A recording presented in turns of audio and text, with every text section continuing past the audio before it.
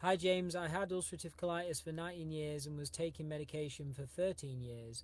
A friend recommended Qenda, so I decided to give it a go and I came off all my medication. Well done. I've been 19 months unmedicated, but in that time I've had two mini flare ups. To begin with, I took Qenda for 7 months and then I decided to take a break from it. Around 4 months later, I had a mini flare up and went straight back on Qenda for 1 month, so my bowels were back to normal again. Fantastic. Now, 7 months later, I've had another flare up. I'm just wondering if you still have flare ups now and then. Um, on on both the flare ups, I've taken steroids for 5 days just to clear it up. I feel well health wise. I'm wondering if I should be doing 5 6 month Qenda cleanse to prevent further flare ups. Any advice is welcome. Thank you. Firstly, yeah, well done for getting off the medications. Being able to treat your symptoms naturally is amazing. So well done for that. Like you said, you did get back on the steroids when you had flare ups. But you're asking if you should just stay on the Qenda forever, and obviously or for longer. And the answer is no. Firstly, we've got to understand what a flare up is and what causes ulcerative colitis and Crohn's disease. We all know ulcerative colitis is inflammation of the intestinal lining. If you have inflammation in the intestinal lining, there's always something that is creating that. And it's always too much toxicities building up in the body and then your body creates the inflammation to try get stuff moving. Um, Obviously, when you've got ulcerative colitis, what happens is, like I said, the body first makes inflammation, which is the inflammation in the intestinal lining, to try remove them toxicities. And then if the toxicities have been present for a longer period of time, the body first does ulcerations. No, sorry, the body first does inflammation and then it makes ulcerations to contain these toxicities. And that's why you end up with ulcers in your intestinal lining. So with you saying that you still have flare-ups, that is normal, and it's called a flare-up.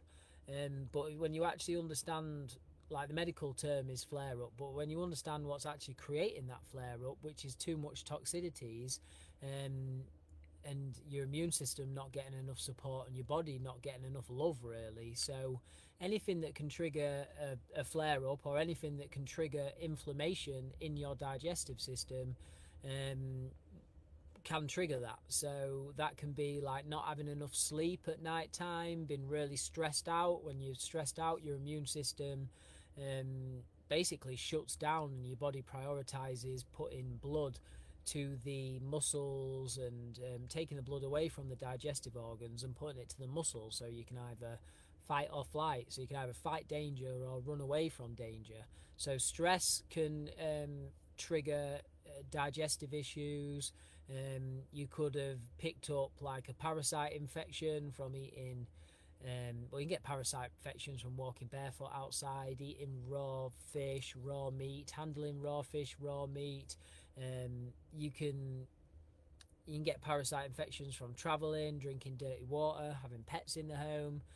That is a major trigger that I see for people with inflammatory bowel disease, is they have some sort of infection. And obviously the Qenda's dealing with like the parasite infection, the fungal infections, the viral infections, and also the bacterial overgrowths. But there can still be, when we're talking about autoimmune conditions, there can still be other triggers. For example, like I said, if you're not getting enough sleep, if you're stressed, if you're having lots of pro-inflammatory foods, meaning foods that create inflammation in your body, that can be like hydrogenated vegetable oils. Gluten can set people off, especially non-organic gluten that's covered in glyphosate. um, yeah, foods that might trigger you. So obviously stress levels is basically about, whenever you've got diagnosed with an autoimmune condition, really it's a wake-up call. It's your body telling you that it needs help, it's asking for help. So it's I call it a wake-up call, because it's teaching you to look after yourself and prioritize your health more and your mental well-being. So I think having an autoimmune condition helps you create healthy boundaries in relationships. um, so all that being said, yes, like when if you get stressed, if you're eating foods that are going to trigger you, like pro-inflammatory foods, if you haven't been sleeping well enough, if you've been around a lot of toxins, like if you've been in a house that's got mold in it, that can trigger people. So instead of seeing it just as a flare-up, it's understanding the triggers that create that create too much toxicities in your body, so then your body has to flush out the toxins. So when we understand flare-ups are caused by too much toxicity in the body and too much toxic load on the body, knocking the body out of balance, we can understand that these triggers can be controlled, to a certain degree, of course. Obviously, we live in a world that is not conducive to good health. Or like if you went and lived in the forest and just ate whole foods and didn't have all the 5G Wi-Fi routers that are constantly stressing the body, the mold that people have in their houses, like damp, water damage or mold in people's houses, that's a big trigger. And even just too much VOCs, which are volatile organic compounds, which is too much toxins in the air that you're breathing in. These can all be triggers for ulcerative colitis. So if you call a flare-up your body, like what you call a flare-up is just too much toxins coming in the body. So whenever that happens, like you said, like you've done, I do reach for Qenda, and that pretty much, like, you don't have to change anything in your diet and lifestyle, and you can have the Qenda and it does make you feel better. But obviously as we're going forward in life, it's better to understand the actual triggers as well. So whenever your body gets a bit run down or low energy, your gut is going to be the weak point. And it is for myself as well. Like, I was cesarean born, so which is a factor for autoimmune conditions. When you're cesarean born, you actually pass through the vagina, and as you're passing through the vagina, you're picking up all the beneficial bacteria and the microbiome, which is the beneficial bacteria that build up your immune system. You're picking that up from your mother as you go through the birth canal. So if you're a cesarean born person, your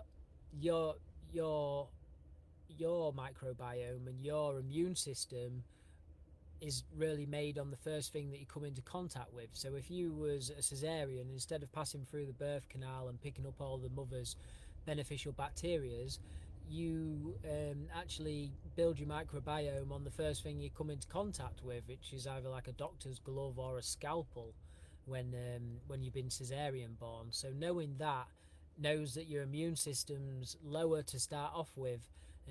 There's factors like genetics where people don't where people need like methylfolate and stuff because their bodies don't naturally detox as well as others, and that's why some people get ill in a house that has mold and other people seem fine. It's because some people's bodies can detox these toxins easily, and then the people that get ill are people's bodies who hold on to the toxins. So that all being said, yes, I think even when you fix an autoimmune condition, it's best to, because of all these other factors that I've mentioned, it's best to minimize toxicities in your lifestyle. And also, like you said, you had the Qenda, you've been 19 months unmedicated, and then you've had some times where you've had a flare-up.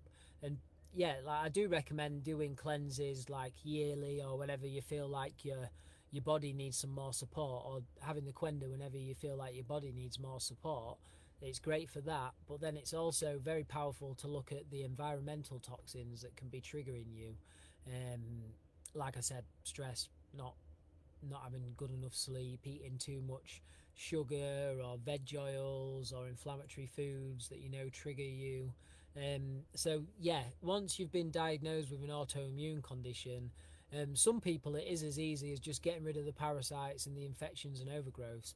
Other people, they need to just keep on top of their health, and I really do think that's a benefit, because it makes you more aware of your body and keeps you in tune with your body, and you're doing stuff that's right for you. You make your decisions based on your health, not just what other people want you to do 24/7. So yes, I definitely do still get I think once you've got IBD, I think your gut is your weak point, and when that starts showing symptoms, that's when it's time to look after yourself a little bit more and look around life where you may have been introducing more toxins. You may have gone round to a friend's house, girlfriend, boyfriend, it's anonymous, I don't know if you're a male or female. You may have gone over to a partner's house and they may have had a lot of mold in the house, and I know that does trigger a lot of people.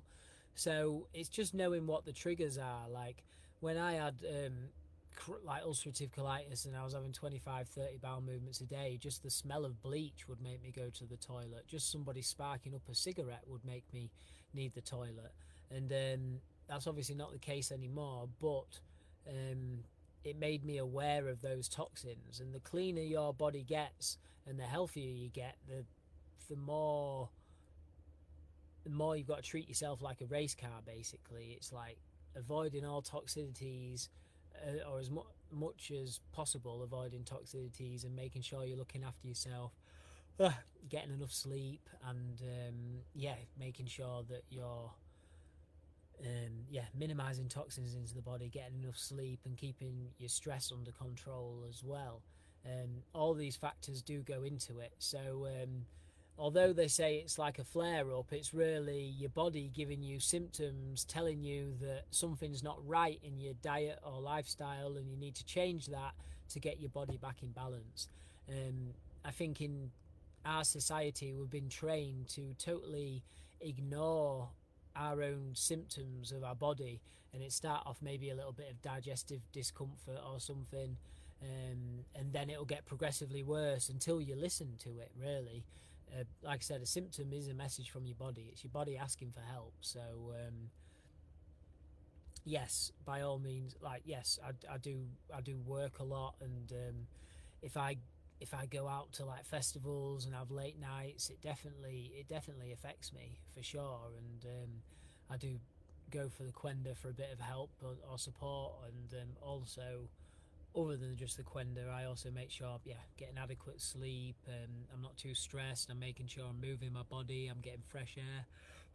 Make sure I'm getting daylight. All these things really help.